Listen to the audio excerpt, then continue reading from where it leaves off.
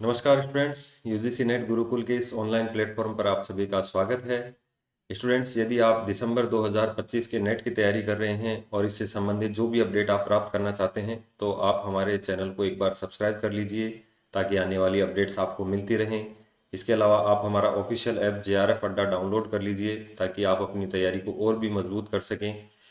चलिए शुरुआत करते हैं।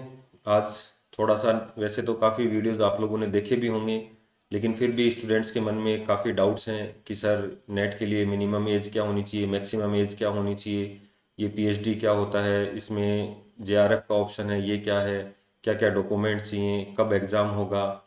तो काफ़ी कुछ यहाँ पर अपन चर्चा करने वाले हैं आज, क्योंकि आज हम जो लेकर आए हैं वो यूजीसी नेट जो 2 दिसंबर 2025 का जो ऑफिशियल जो नोटिफिकेशन है वो तो अपन देख चुके हैं पहले। इसके अलावा जो भी और डिटेल्स हैं वो अपन यहाँ पर चर्चा करेंगे।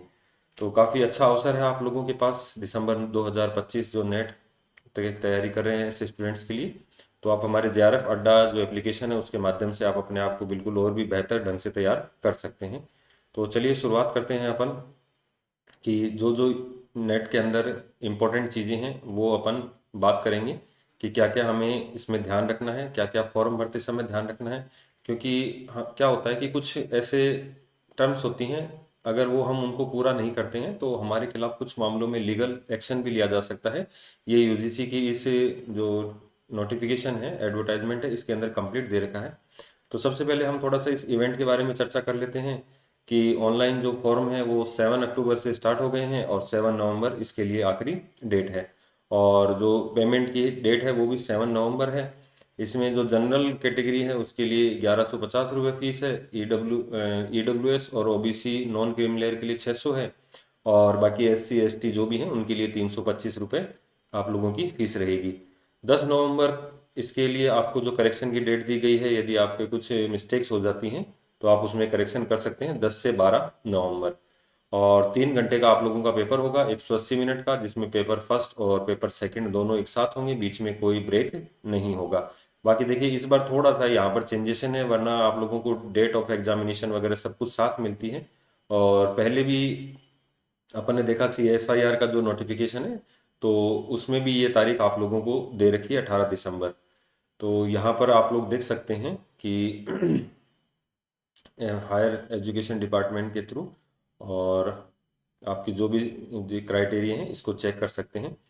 और यहाँ पर देखिए, candidate can apply for UGC net December 2025 through online mode, और आपका जो एग्ज़ाम होगा वो भी CBT मोड के ऊपर होगा।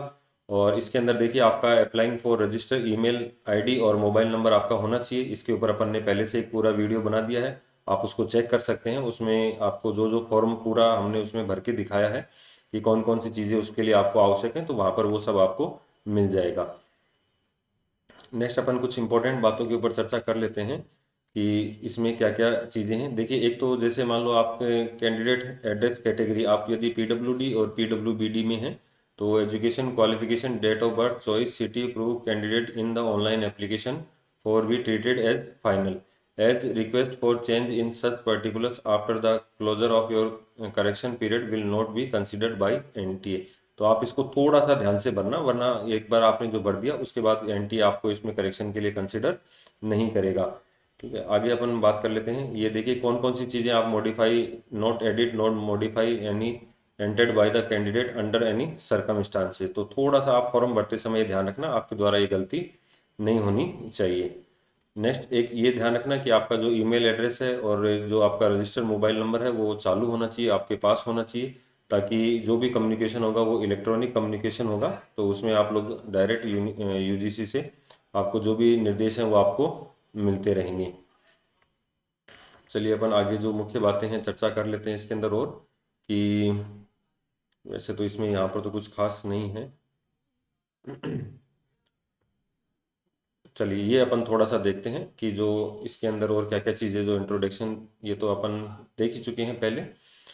ये देखते हैं, ठीक है, कि University Grant Commission National Eligibility Test UGC NET. तो the eligibility of Indian national award of junior research fellowship and appointment as assistant professor, appointment as assistant professor and admission to PhD and only admission to PhD only in Indian universities and college यानी कि आपको जो ये जो test आयोजित होता है ये आपके जेआरएफ, पीएचडी और एडमिशन नेट जो है वो 3 क्वालिफिकेशन को लेकर होता है। The candidate qualifying under the appointment as assistant professor and admission to PhD category will be eligible for appointment as assistant professor and admission to PhD but not for JRF award. यानी कि यदि आपका JRF नहीं लगा है, केवल net और PhD हुआ है, तो आप एक तो पीएचडी में एडमिशन ले सकते हो और आपका जो नेट है वो लाइफ टाइम आप लोगों के लिए एलिजिबल रहेगा। The candidate qualify under the admission to PhD only category will be eligible for admission to PhD only but not for award for JRF and appointment as assistant professor.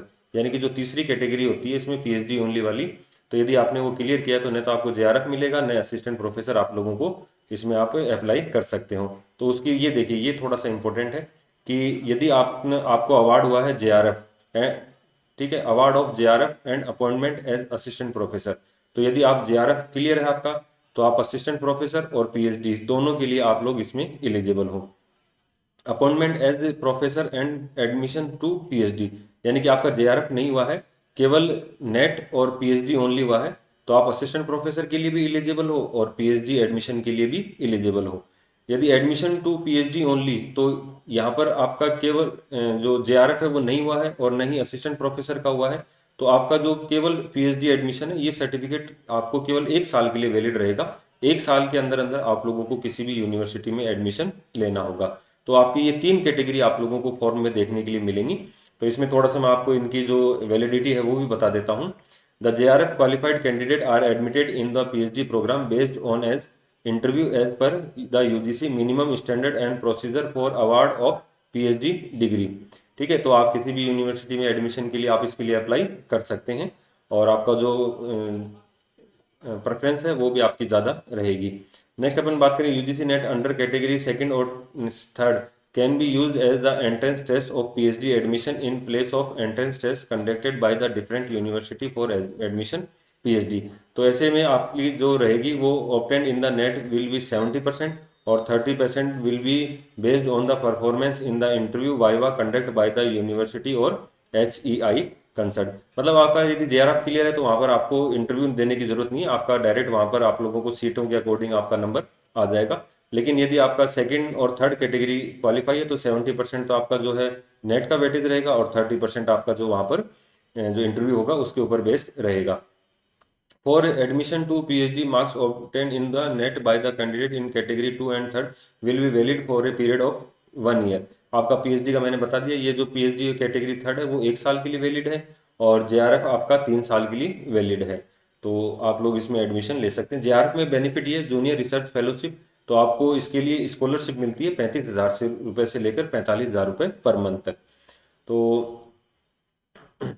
Next अपन बात करते हैं कि the number of candidate who will be qualified for admission PhD only will be decided by the result committee। ठीक है, कितने वो जो पास करने, लगभग मैं मान के चलता हूँ 33% के आसपास जिनका रिजल्ट रहता है उनको ये क्लियर कर देते हैं। और जो रिजल्ट है वो आप लोगों को मार्क्स नॉर्मलाइजेशन, यदि आपके ज़्यादा शिफ्ट में एग्जाम होता है तो आजकल सब एग्जामों में नॉर्मलाइजेशन लागू है, तो वहाँ पर ये नियम यहाँ पर भी लागू रहेगा। इसके अलावा देखो ये इंपॉर्टेंट चीज़ है, the selection of candidate for the following fellowship will be made through the ministry of social justice and empowerment. तो ये आपको NFC, NF, OBC और NFPWD, तो ये डिसेबिलिटीज़ हैं, ये अदर बैकवर्ड क्लासेज हैं और शेड्यूल कास्ट के लिए ये आप लोग आप जैसे आपका नेट जेआरएफ क्लियर होता है तो आपको ये फॉर्म भरना पड़ता है। यदि आप इसमें क्वालिफाई करते हैं तो आप लोगों को ये जो अलग से स्कॉलरशिप है वो मिलती है, यदि जेआरएफ के थ्रू नहीं मिल रही है तो। The share of higher education institute for PhD admission with the public sector under, इसमें आप लोगों के लिए कोई ज़्यादा उपयोगी नहीं है। नेक्स्ट अपन आगे बढ़ते हैं, ये जो सेकंड है ये एग्जामिनेशन स्कीम वैसे मैंने आपको बता दिया है कि जो एग्जामिनेशन का मोड रहेगा वो CBT कंप्यूटर बेस्ड मोड रहेगा। और the question in part first, देखिए पहले तो 3 घंटे का पेपर रहेगा और जो है वो दोनों पेपर साथ में होंगे। पहला जो पेपर फर्स्ट होगा वो आपका रिसर्च पेपर जनरल अवेयरनेस पर आधारित होगा। The question in part first to assess the teaching research aptitude of the candidate, it will primarily be design to the test reasoning ability, reading comprehension, divergent thinking and general awareness for the of the candidate, यानी कि जो first paper है उसमें आप लोगों के लिए 50 question रहेंगे, 2 मार्क्स का एक क्वेश्चन रहेगा और टोटल 100 मार्क्स का पेपर होगा। सेकंड पेपर जो होगा आपका सब्जेक्ट का होगा, जैसे मान लो आपका पॉलिटिकल है, हिस्ट्री है, तो उस सब्जेक्ट से 100 क्वेश्चन होंगे तो टोटल 200 नंबर के मार्क्स होंगे और आप लोगों का 150 नंबर का जो 150 क्वेश्चन का ये पेपर होगा, ये 3 घंटे का पेपर होगा। माइनस मार्किंग को लेकर कई बच्चों के मन में सवाल रहते हैं, तो मैं आपको बता दूं कि ये नेट के अंदर जो माइनस मार्किंग नहीं होती है, CSIR में माइनस मार्किंग होती है। और जो लिस्ट ऑफ सब्जेक्ट्स है वो आप लोग इसकी जो UGC की जो नेट साइट है, आप उसमें सब्जेक्ट लिख सकते हैं, कोड लिख सकते हैं, आपको सभी सब्जेक्टों के कोड मिल जाएंगे, वहाँ से आप सिलेबस भी डाउनलोड कर सकते हैं। तो मीडियम जो रहेगा वो हिंदी और इंग्लिश में रहेगा, ये आप ध्यान रखना, हिंदी और इंग्लिश में जो है पेपर का मीडियम रहेगा। और candidate are required to answer in the medium as per, और आप जो भी रहेंगे, अगर आपके किसी क्वेश्चन में कोई समस्या होती है तो its English version shall be treated as final and decided for the NTA shall be final in the regard. तो जो रहेगा वो इंग्लिश वर्जन, अगर कोई समस्या होती है हिंदी और इंग्लिश को लेकर तो इंग्लिश वर्जन आपका फाइनल डिसीजन रहेगा। तो देखिए मार्किंग जो स्कीम है, to answer a question the candidate need to choose one option, तो करेक्ट ऑप्शन, ठीक है, जो एक क्वेश्चन को आपको चुनना है, दो अगर आप सही करते हो तो आपको 2 नंबर मिलेंगे, फॉर ईच करेक्ट जो है the candidate will get 2 marks, there is no negative marking, ठीक है, ये आप लोग ध्यान रखना, आप लोगों के लिए कोई ये नेगेटिव मार्किंग यहाँ पर नहीं है। तो मैं इसको थोड़ा सा हाईलाइट भी कर देता हूँ कि कोई भी नेगेटिव मार्किंग आप लोगों को यहाँ पर देखने को नहीं मिलेगी, ठीक है, तो there is no negative marking for the incorrect response.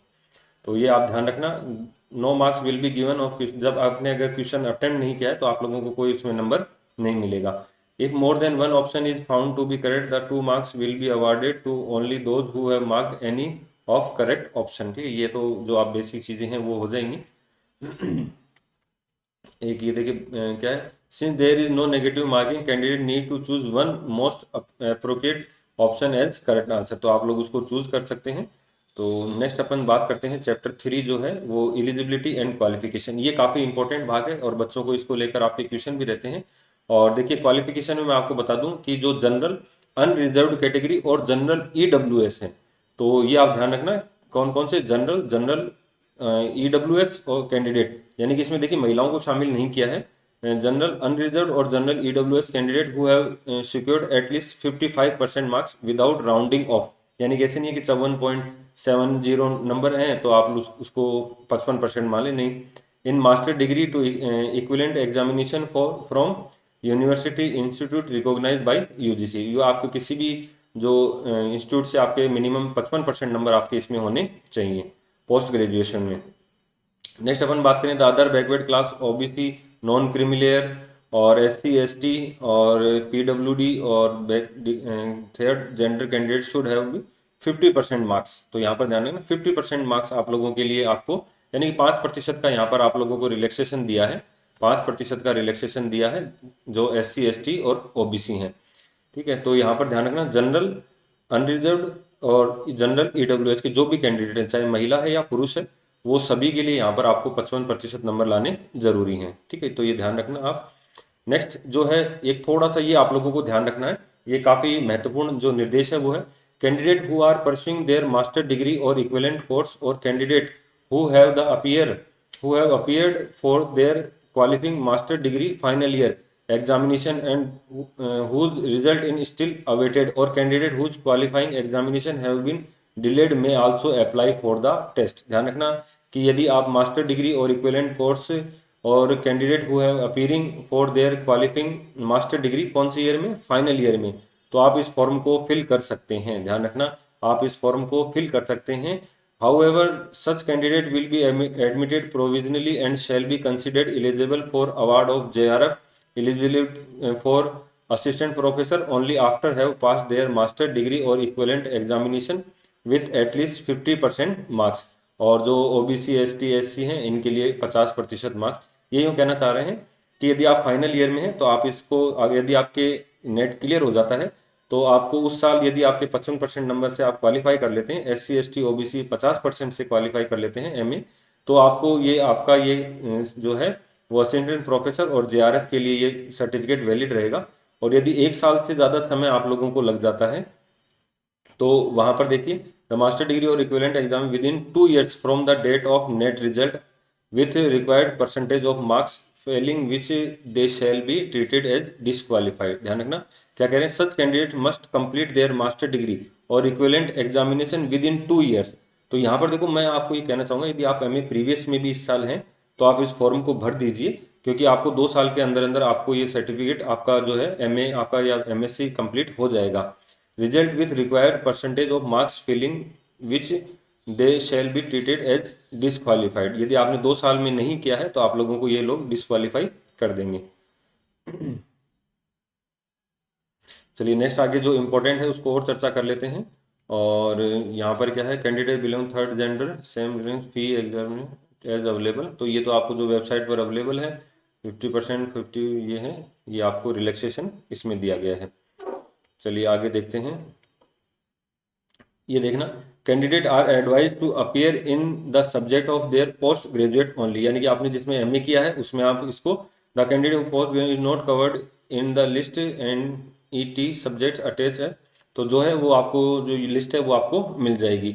The candidate have past, ये देखिए ये अब थोड़ा सा जो जिन्होंने हैव 4 ईयर या 8 semester bachelor degree program should have a minimum of 75% marks in aggregate और equivalent grade on the point scale wherever the grading system is allowed. तो रिलैक्सेशन है 5%, वही SC ST OBC को, यानी कि ऐसे student जिन्होंने 4 ईयर डिग्री प्रोग्राम और 8 ईयर जो बैचलर सेमेस्टर प्रोग्राम है, तो भाई 4 ईयर का अभी वर्तमान में जो दिशा वो NEP 2020 लागू हुआ है उसके अंदर ये 4 साल का जो प्रोग्राम अभी शुरू किया है, यदि आपने उसके अंदर आपका एग्जामिनेशन है तो आपको वहां पर 75% मार्क्स से यदि आप उसको करते हैं तो आप लोगों को बिना MA किए यहाँ पर आप लोग इसका फॉर्म दे सकते हैं।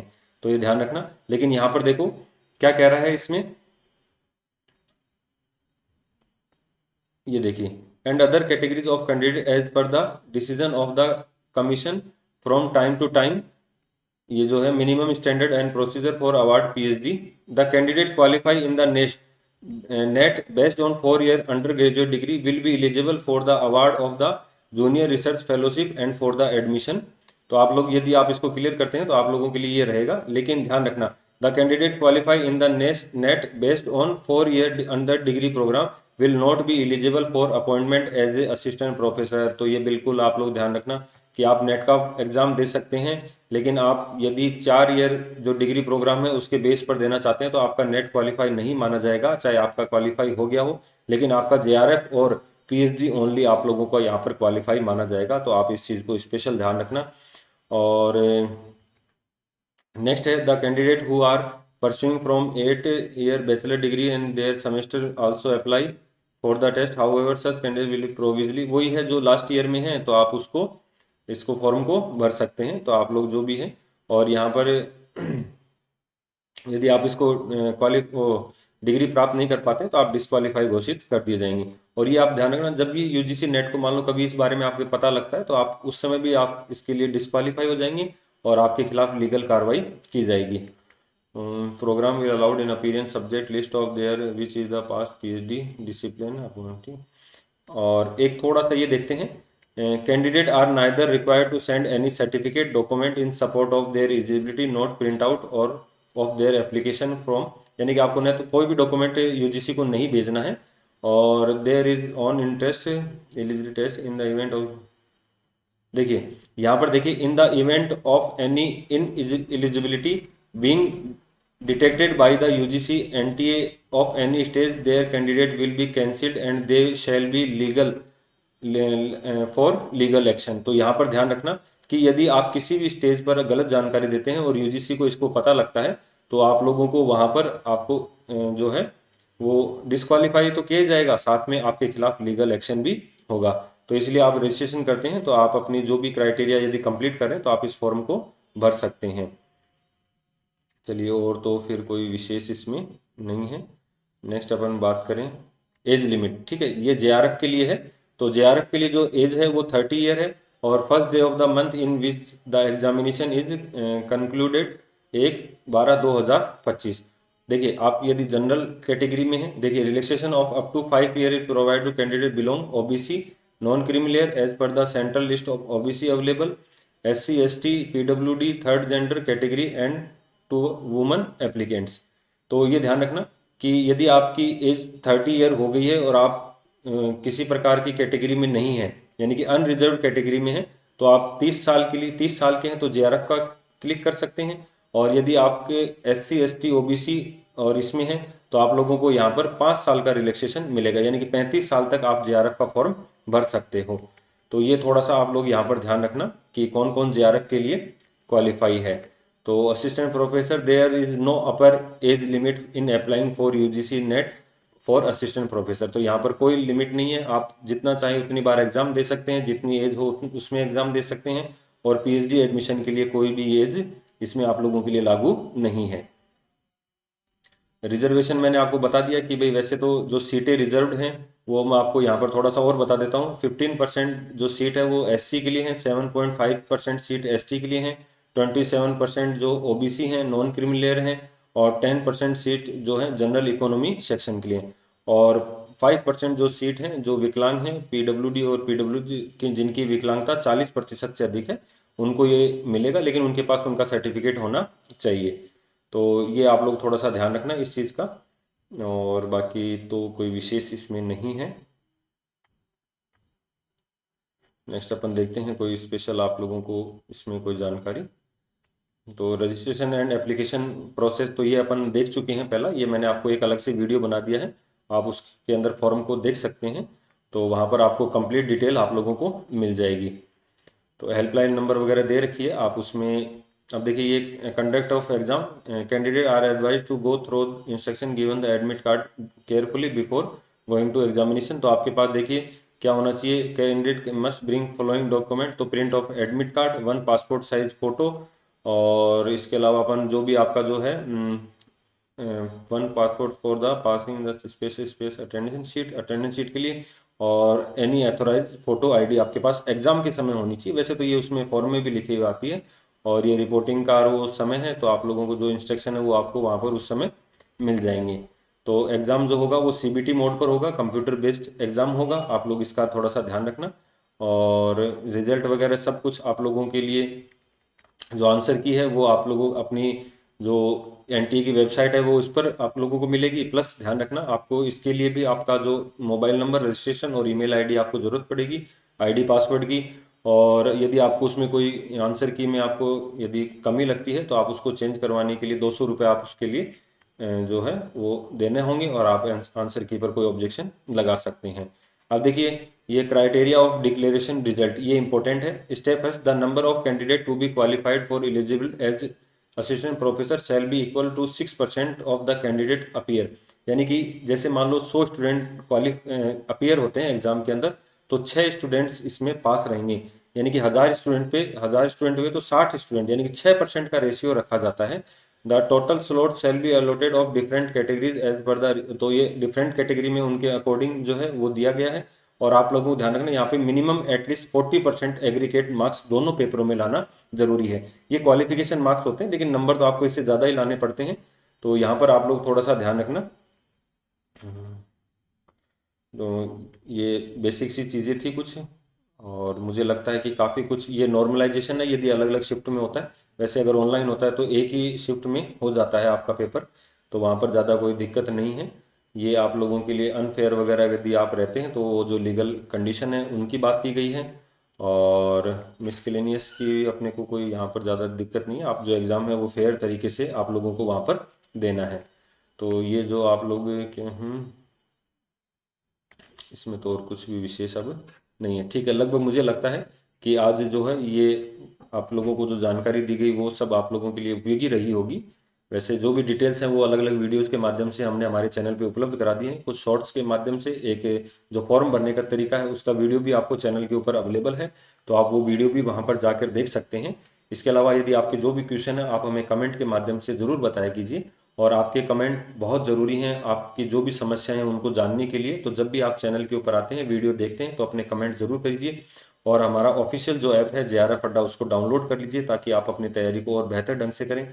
बाकी यूजीसी नेट गुरुकुल परिवार के साथ बने रहिए। धन्यवाद।